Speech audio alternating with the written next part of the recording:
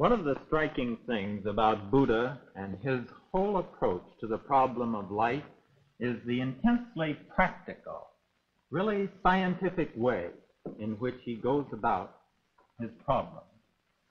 So much so, in fact, that even if we disagree with his solution, we of the modern temperament can appreciate the approach that he uses. Really, as these words suggest, it's essentially the approach of a physician, of a doctor.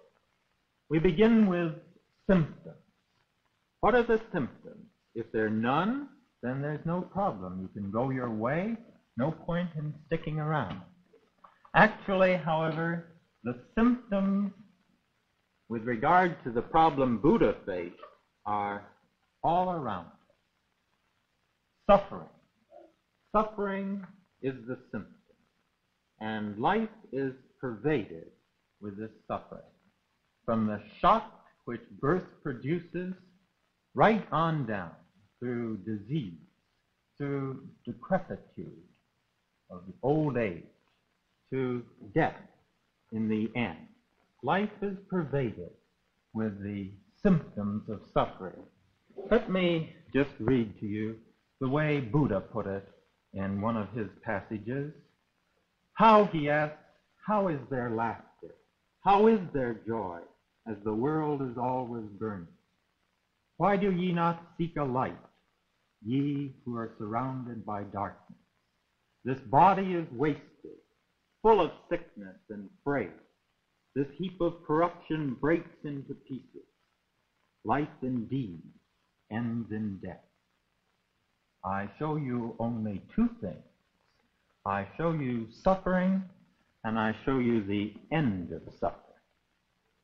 The symptoms, then, of suffering are all around us. And this, then, drives us to probe, to see if we can't discover the cause of the symptoms. It drives us to diagnosis. Is there a source of infection which is causing these symptoms? And Buddha says, yes, there is. The cause of suffering is the drive in man for private fulfillment. It's because we want to be an ego. It's because we want to pull ourselves out, separate from the rest of life. It's because we like to cut off the circulation in life by widening the distance between ourselves and our fellow men through our wealth, through our prestige, through innumerable other devices. It's because the tendrils of life which ought to be extending outward into the lives of others become in turn and thereby ingrown. It's because of this drive, this powerful drive towards ego fulfillment. This, Buddha says, is the cause of the suffering which beleaguer life from birth to death. Well, if this be the diagnosis, what is the prognosis? Is it fatal? Is it incurable? No, says Buddha, it's not. And this takes him on to the third of his Four Noble Truths. If the cause of suffering lies in this drive for private fulfillment, the cure of suffering, and what could be more logical, lies in the overcoming of this egocentric drive in life. Well, many might have left it right there.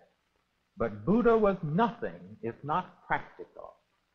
He would never rest with a generalization if he could possibly carry it down into specifics. And here he felt he could. If the overcoming of suffering lies in the overcoming of the drive towards egoism, how is this to be accomplished? And you see, there is a point certainly no less important than the others, because many would say, yes, I do want to get rid of this private drive. I do find it true that I'm always trying to give my heart away, if not to a man or a woman or a child, then to a cause. And when I do succeed in lifting myself out of my private obsession, it's then that I find myself happy and with a sense of power and fulfillment. But the trouble is that my heart comes back to myself so often. How then are we to accomplish this self-transcendence? And that is the point which we consider this evening. What is the treatment which will accomplish this cure? Buddha then moved into the famous Eightfold Path, the way to overcoming the sufferings of life. This is a course of treatment, but it's not, and we must get this straight at the start, it's not passive treatment. This is not salvation by pills. This is not even salvation by belief, though as we'll see, beliefs are going to come into the picture very soon. It's not salvation by grace, though before 100 years are out, grace too is going to come flooding into Buddhism. This is not salvation by momentary, ecstatic, emotional experience. No, this is salvation by self-effort, salvation by hard work. What we have before us here is a graded course of spiritual exercises which have to be practiced incessantly, diligently, throughout a lifetime if one is going to accomplish their end. It's very strange in life. We take it for granted that in all the details of life we'll get nowhere unless we practice, unless we really work at it. I have students that want to become football players, basketball stars, and I find them out on the playing fields every afternoon, rain or shine. They're out there working at it. Or they want to be concert pianists. And again, they pour their lives realizing that there's no chance of getting anywhere unless they really give the hours, the time, the effort. But somehow in life, when it comes to life, we somehow assume that here there's nothing really much that we can do about it, but drift and sit back. Well, Buddha felt just the opposite. We forget the supreme business, training for the business of life itself. And this is what he is leading us into, such a training in the Eightfold Path. As he says in one place, happiness he who seeks may win if he practice the seeking. Now, what does this practice involve? 8 steps.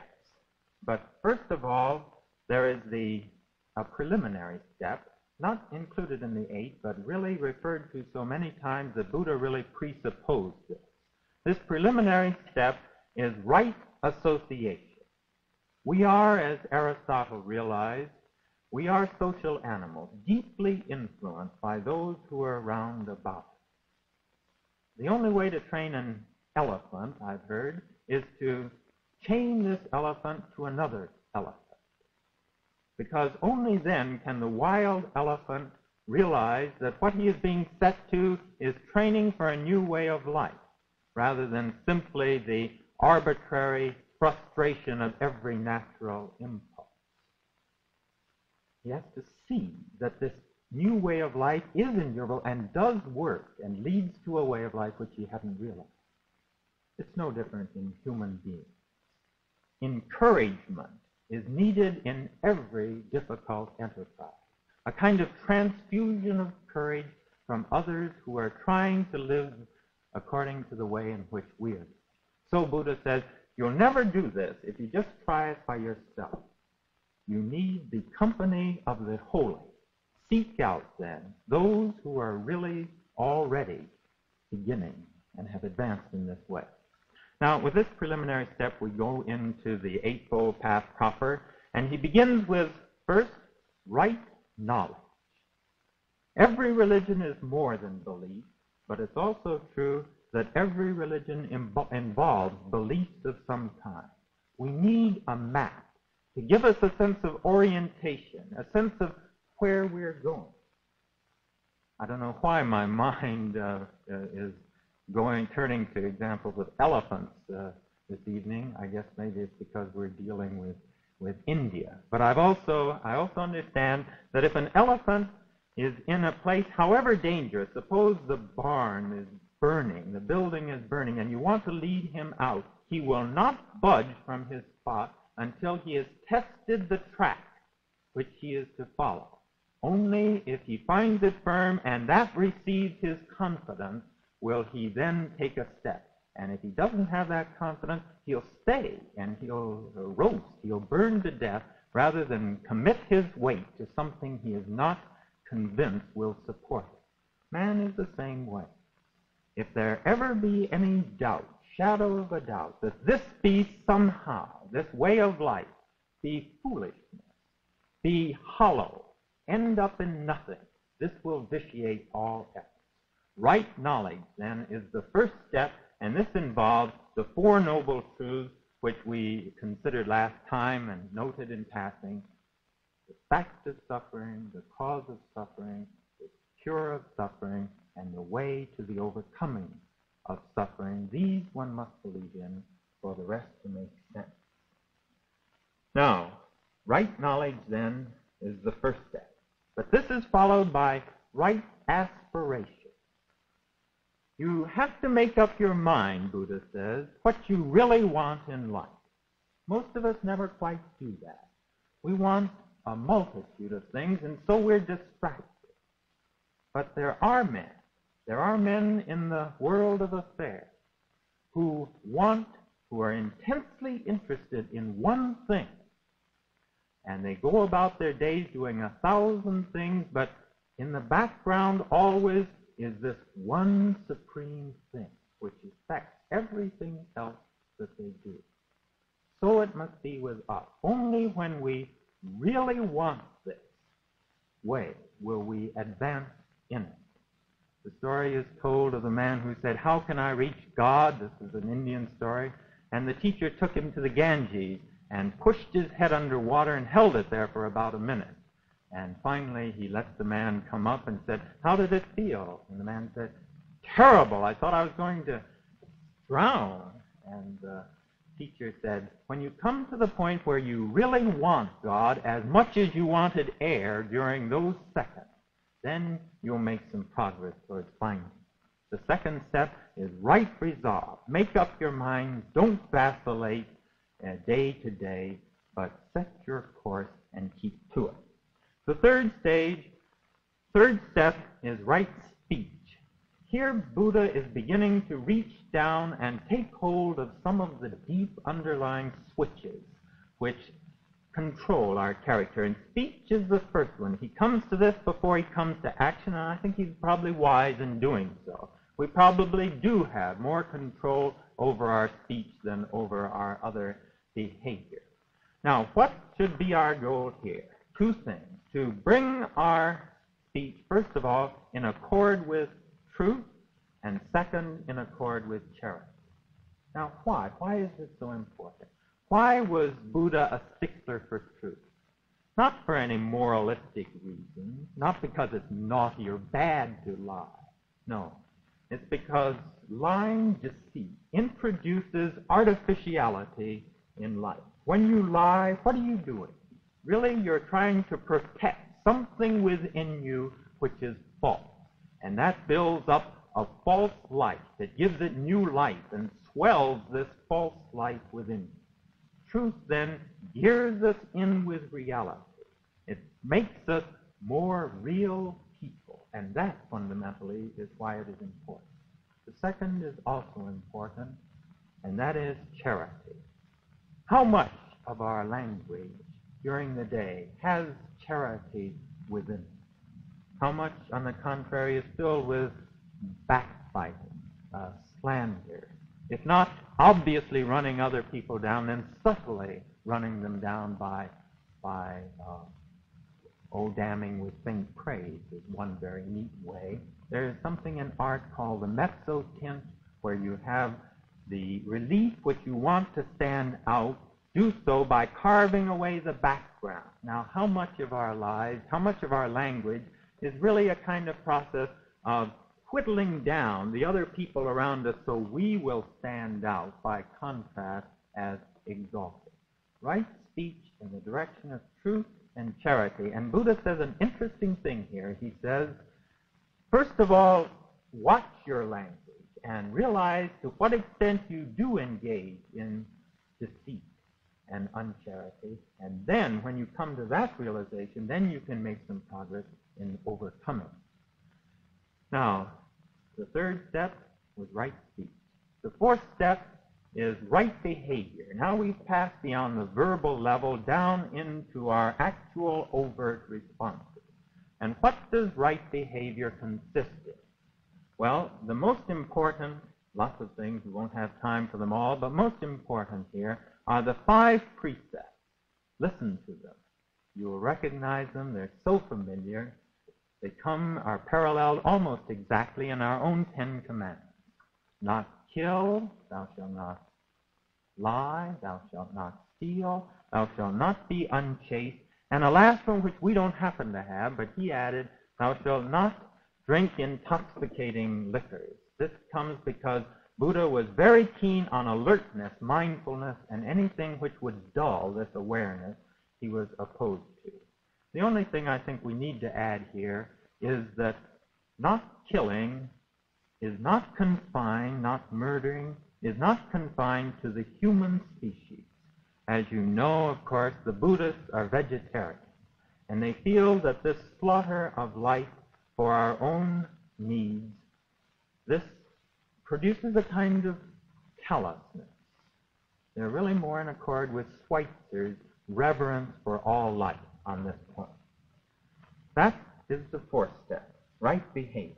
Next, right livelihood, right vocation.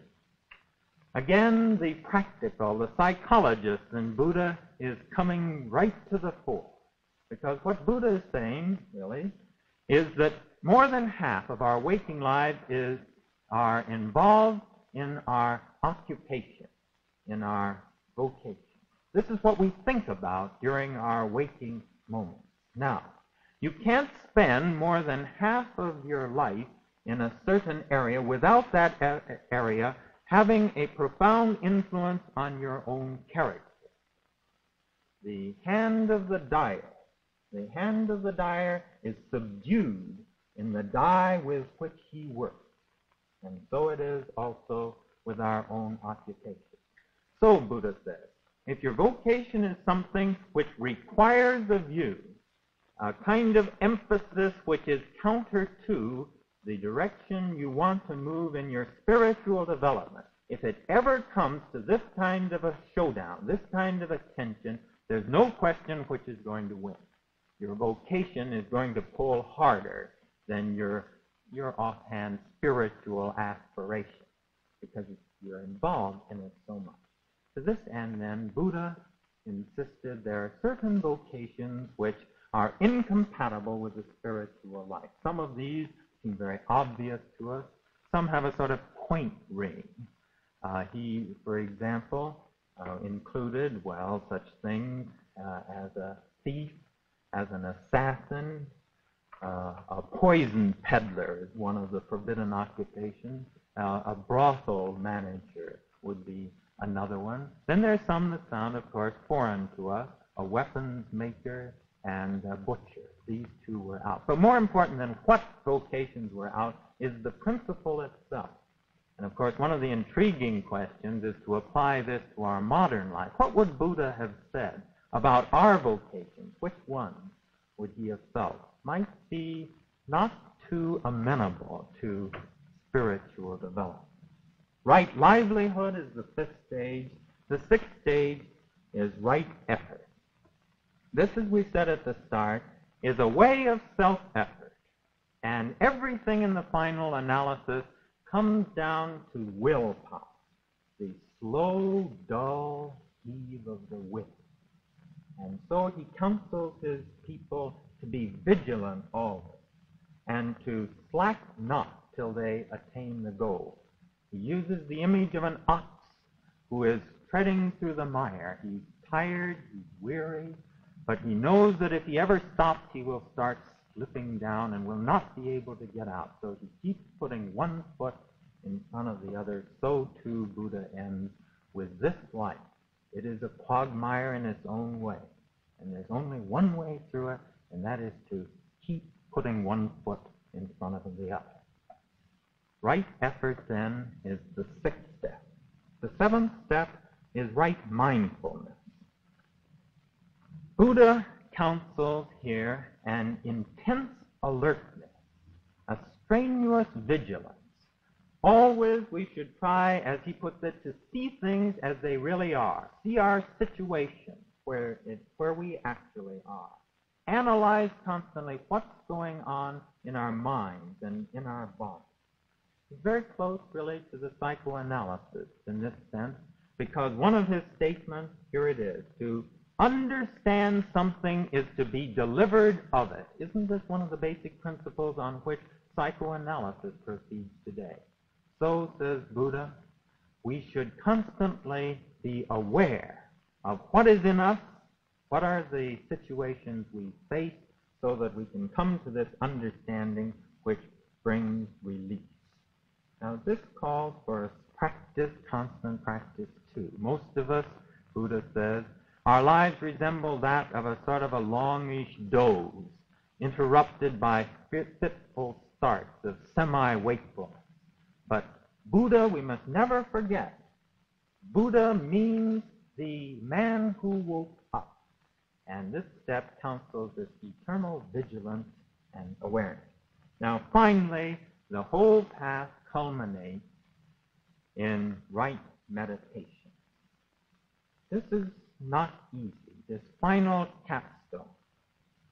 Not easy for us to understand, because it draws on the Hindu yogas, which we have seen before in our series, and it seeks to reach a new form of experience, a kind of experience which involves a revelation of what life ultimately is and may become.